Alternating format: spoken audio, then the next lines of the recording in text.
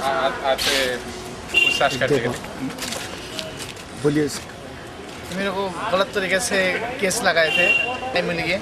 हमारे वकील साहब मेरे को न्याय दिलाए और 8 साल से जेल में थे। कितने साल से जेल में थे? 8 साल।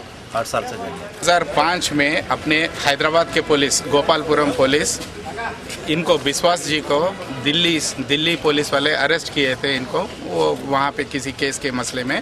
तो इनको यहाँ पे 2005 में ले आया गया और इनके खिलाफ बहुत सारे सेक्शंस यहाँ के पुलिस गोपालपुरम ने 121A, 124A, 120B ये सब धाराएं लगा के इनके खिलाफ केस लगातार 8 साल से इन्होंने जेल में थे। आज जाके इनको इंसाफ मिला। ये गलत केस है, पुलिस वाले साबित नहीं कर सके, इसलिए अदालत ने आज इनको रिहाई करते हुए पूरी जजमेंट दी गई है।